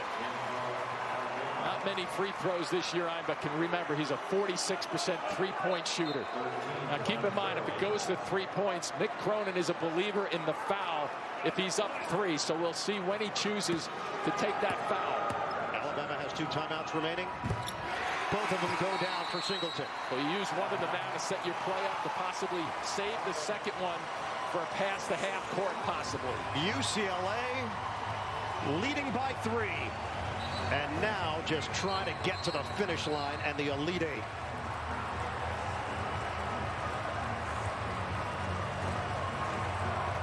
You don't think Mick could go to his dad and say, "What do you do here, Dad, huh?" I'm sure they've had that conversation over and over again through the years. Now but keep in mind, Mick Cronin's philosophy here when he's up 3 is to foul. Now the question becomes where this first pass is going to come. I'm thinking watch for a quick hitter going up the floor. And remember, Alabama has a bunch of guys. 8 of the guys on this team have made 20 or more three-point shots in the season. So they can all let it rip. Question is, how fast can they get it up to a shooter? 29th anniversary of the Christian Leitner shot. And here we find ourselves in a March nail-biter. Yeah, I'm laying back if I'm Bernard right there. That's good defense. You had to lay back here and let them catch it. Get it in. Yeah. Quinterly. Pass it off. Reese. Overtime in Indy. Alex Reese, the clutch jumper. And we have got bonus basketball in this beautiful month. Let me tell you, Ian, this is a team that doesn't go away from their strengths. Obviously, they needed to shoot the 3, but a major mistake. Where's the foul? They did not get close enough. And he fills up the cup. Reese from long range looked good the entire way. Wow. Is this ever a ball game? A clean look for Alex Reese. Pelham, Alabama native. And the party continues. It might be just starting right here. This overtime is made possible by Buffalo Wild Wings. They have put .4 on the clock. So that is a development. That means you can catch it and fire it and shoot it. But not like that. No. Wow. You know what the best part of this overtime is? We're going to get a little break to catch our breath as the players are, because this has been one wild 2.5 minutes. I don't need a break, Jimmy. You're just insinuating that I need you know what? I'm going to take a break. I'm ready. You want to lay out? Go hang out in the stands. I'll just take over for overtime. See, we're all breaking right now. How about Reese? That was the only points he's scored, Ian. Because remember, a while back in this game, he had what looked like maybe a hip pointer or some kind of leg injury. Still surprised they didn't foul UCLA just then. But really, on that entry pass, they really didn't get a chance. As you break this down and look at it, watch where Quinterly catches this ball. And now all of a sudden, where do UCLA players? They can't get to him in time. Riley doesn't want any part of it defensively. Alex Reese is a senior. He started 26 games as a junior, so his role this year has not been nearly what it's been in the past. Accepted the role, obviously has had an impact for Alabama as a bench guy and versatile big that can shoot threes. But the biggest shot of his life comes in the Sweet 16 as time expires in regulation. And Alabama and UCLA knotted up at 65 apiece. But we had a chance, and I think you would agree with me on this, with Nate Oates and his philosophy and just talking to him. And Mick Cronin's the same way. A lot of these coaches really understand different strategies, but the style that Nate Oates has, I got off the phone and said, you know what, playing for this guy, the way he breaks it down, and once again, we talked about a mathematics teacher and all, and he looks at the numbers, but he doesn't overcrunch the numbers. He says, I like the three-point shot. He gets the three-point shot. It's a fun style that he plays. And boy, when you have a lot of guys on your team who can space the floor, as I mentioned, 8 of them made 20 or more three-point shots this season. They had a lot of options just then. Well done and well diagrammed and executed. Alex Reese, the man of the moment. UCLA playing in its 6th overtime game this season. I'm ready now, partner. You got your break, your mental break? I'm ready. 65-65 overtime. Oh, that was a terrific last minute. Here at Hinkle Fieldhouse, UCLA controls it. And it's Tiger Campbell. Johnny Juzang fouled out in regulation. A helpless feeling for Juzang on the UCLA bench. Jaquez. Drive and kick. Singleton. Put it on the board at the 3. Knowing your personnel again. Jaquez that time understanding. He got closed down immediately along the baseline. A diagonal pass, a lot of times that goes to the corner. Rejected. It's Riley once again, UCLA. Quinterly's going to have to make a judgment now, Ian, because watch what he's doing. I agree, underhanded basketball is the quickest way to get to the basket with that flip shot. But they have read that about 3 times now that he's going underhand. He may have to go floater or a little pull-up jumper about 5 to 8 feet away. That is 4 blocks now for Cody Riley. Jones hands to Petty. Petty, the dribble drive, missed it. Jones guides the ball to himself. Watch out. Intercepted. Tiger Campbell steps in. Get up, stand up. Tiger Campbell, the bucket, and a 5-point lead for UCLA. Defense is about anticipation, understanding where the next pass is going to go. He just really played the passing lane. Feed the post. Reese. Nice post up. Hacked hard by Jaquez. So you watch the basketball from a guard's perspective. You're over on the left side of the floor. What do? You step across. And then you wait with the ball fake. Goodbye. Free throws here for Reese, 79% shooter. And the reason that we're in overtime. Remember, UCLA played Michigan State in the first 4, went to OT, outscored them 9-3 to advance to the field of 64. Oh, those free throws, too, at the line. Really haunting Alabama. Yeah, 11 of 25 collectively for the Crimson Tide. Just get half of those back.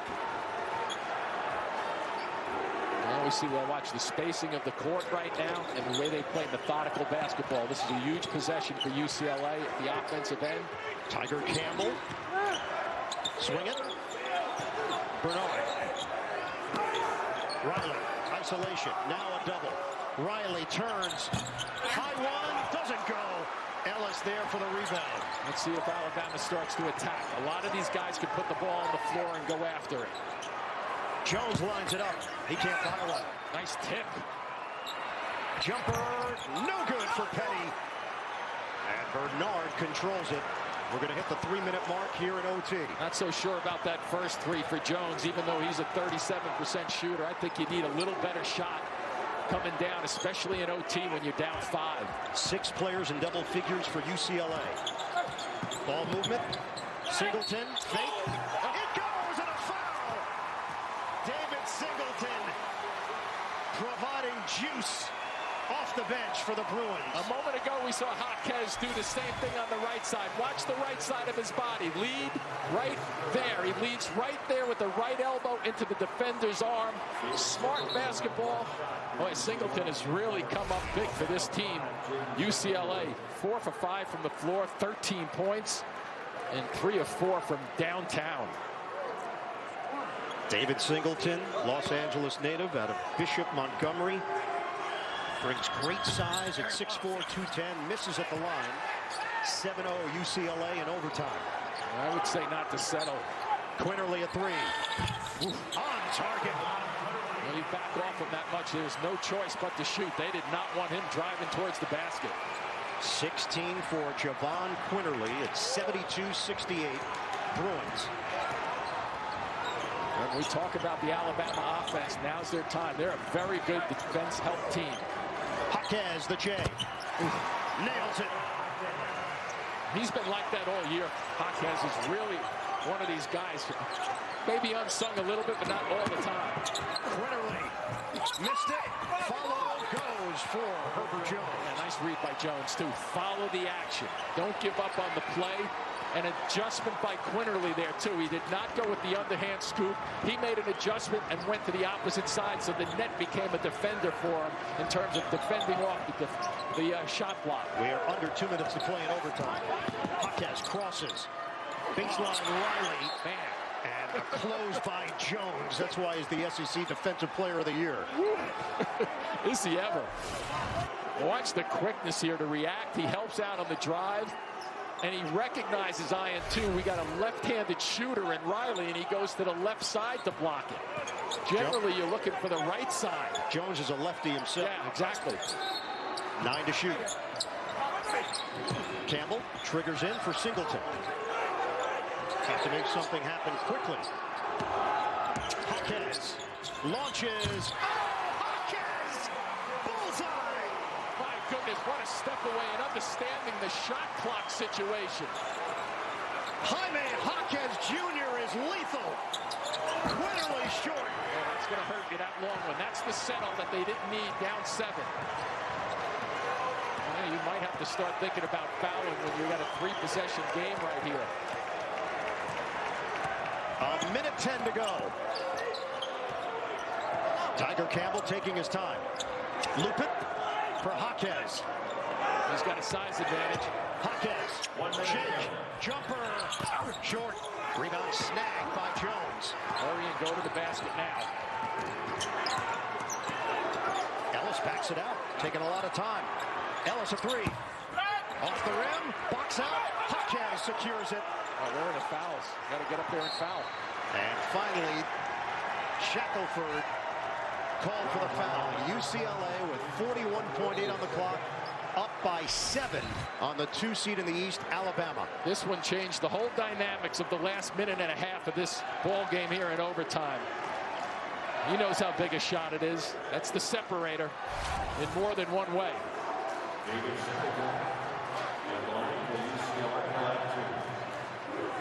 The Pac-12 here in the 2021 tournament has surpassed every expectation, and the expectations were not very high.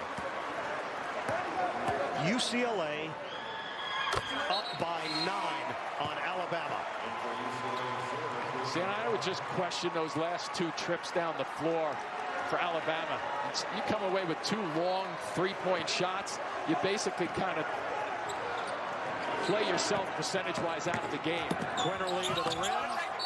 Gets the layup, but it's a 7-point UCLA lead with 38.5 on the clock.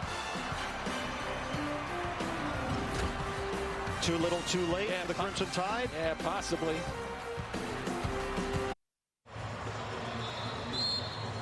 Alex Reese hit the calm 3-pointer that sent this game to overtime.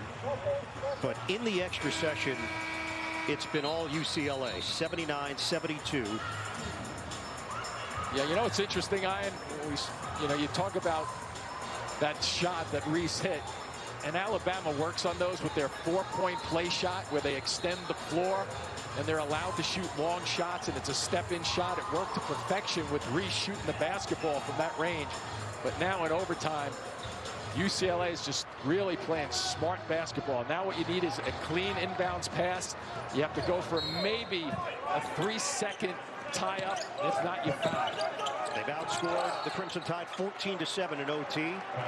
Bernard did not like his options. Timeout called.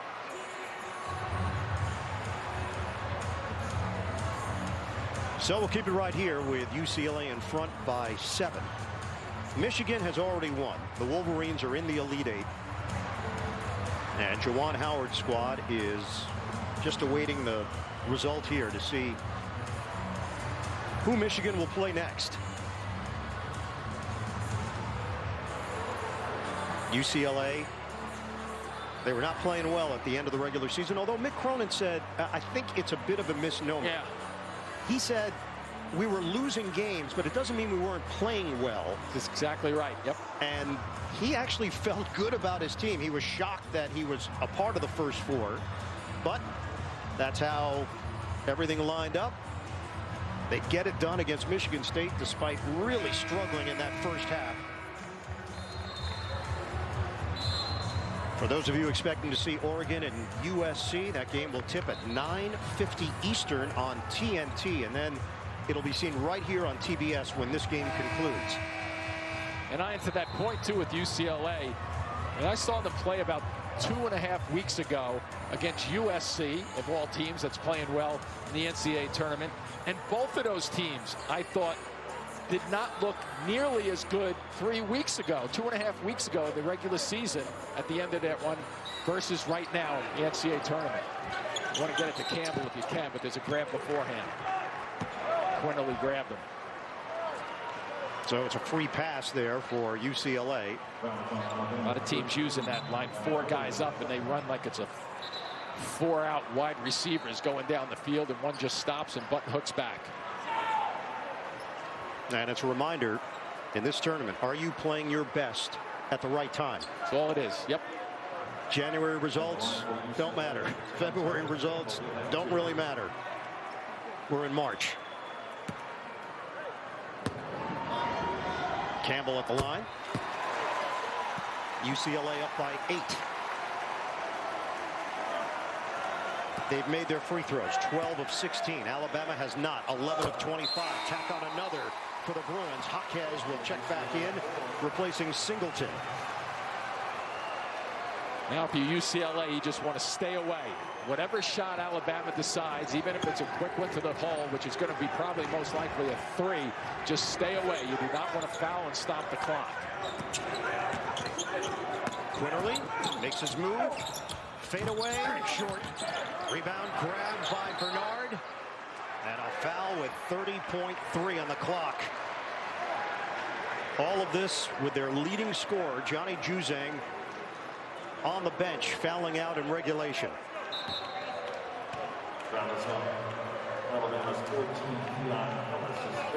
And Bernard's going to go to the line. And to my eye, he looks as if he's been limping for about the last 15 minutes of action. And just fighting his way through what appears to be a huge UCLA win. Keon Ellis has fouled out for Alabama. No problem at the line for Bernard. And reality is sinking in.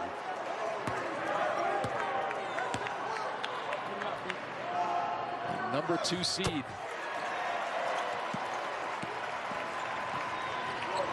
Quinterly. Toe was on the line. Ball is off. And the rebound controlled by Clark. Another foul given with 21.2. This time by Primo. And it's going to be an extended celebration for the UCLA fans that are here in attendance at Hinkle.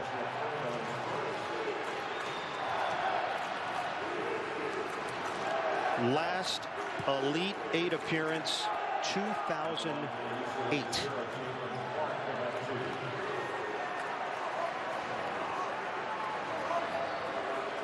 Jalen Clark. The freshman shooting a pair. You said it a moment ago, Ian, the free throw discrepancy in this game is just part of the story, not all of it. Yeah, comes down to the fundies. Yep. And that's a violation unless the official wasn't set with the toss to Petty. And they'll get to do it again. 21.2 on the clock.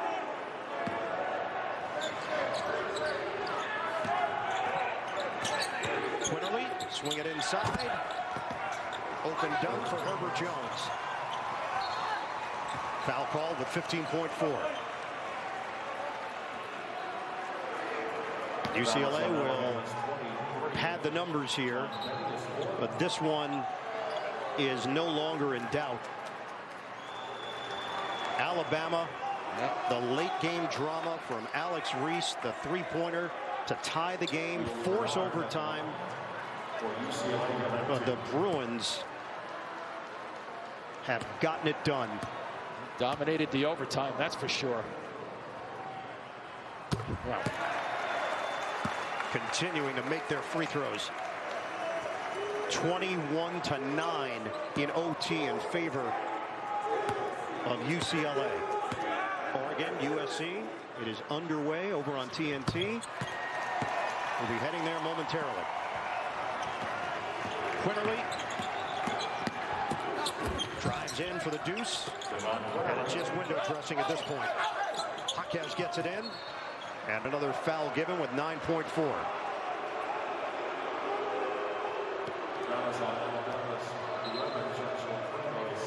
Well, this is what March can do to you. We know what month it is. And the emotional roller coaster every year is felt around the country. Yeah, it comes with a lot of highs and a bunch of lows too. Because there's only one team that walks out the last night of the tournament on a roll. Everybody else walks away as Bernard limps away right now on the sideline. No, you nailed that with Bernard. Something is off there, and something they'll have to worry about for the next round. This is going to be just the second first four team to advance to the Elite Eight, VCU the other. And then VCU turned that into a Final Four appearance. 9 seconds on the clock. They can't wait, those guys over there.